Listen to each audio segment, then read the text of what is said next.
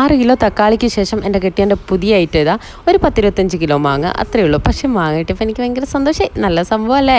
അപ്പോൾ ഇതാ വെറൈറ്റി ആയിട്ട് നമുക്ക് ഇതിനെക്കൊണ്ടൊരു മാങ്ങ കേസരി ഉണ്ടാക്കാം കേട്ടോ. പിന്നെ ഇത്രയും മാങ്ങ ഞങ്ങൾക്ക് ചെന്നൈയിൽ നിന്ന് വാങ്ങിയപ്പോൾ 200 രൂപയായിട്ടുള്ളേ. അപ്പോൾ ആദ്യം തന്നെ നമുക്ക് കുറച്ച് മാങ്ങ മിക്സിയിലിട്ട് അടിച്ച് വെക്കണം. പിന്നെ വെള്ളം തിളപ്പിച്ച് അതിൻ്റെ അകത്ത് റവ ഇട്ടിട്ട് ഒന്ന് ഇളക്കണം. ഒരു 3 കപ്പ് വെള്ളം 1 കപ്പ് റവ. പിന്നെ അതൊന്ന് വെന്ത് വരുന്ന സമയത്ത് നമുക്ക് അടിച്ച് വെച്ചിട്ടുള്ള മാങ്ങയും കൂടെ ചേർക്കാം. പിന്നെ അതിലേക്ക് 1 കപ്പ് പഞ്ചസാരയും കൂടെ ഇട്ടിട്ട് പഞ്ചസാര ഇങ്ങനെ മെൽറ്റ് വരുന്നത് കാണാൻ ഒരു പ്രത്യേക ഭംഗിയാട്ടോ. എനിക്ക് ഭയങ്കര ഇഷ്ടമാണ്. പിന്നെ ഞാൻ ആദ്യം തന്നെ റവ വേവിക്കാൻ വെച്ച സമയത്ത് അത് കുറച്ച് സമയം വെള്ളത്തിൽ തിളപ്പിക്കാൻ വെച്ചിട്ട് ഞാൻ എവിടേക്കോ ഒന്ന് പോയേ.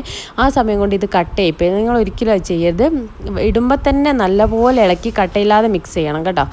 എന്നിട്ട് ഇതാ ലാസ്റ്റ് നെയ്യും കൂടെ ഒഴിച്ച് നല്ലോണം വറ്റി വന്ന ശേഷം അതിലേക്ക് നട്ട്സും കൂടെ നെയ്യിൽ വറുത്തിട്ടിട്ടുണ്ടെങ്കിൽ നല്ല അടിപൊളി ടേസ്റ്റുള്ള മാങ്ങ കേസരി റെഡി.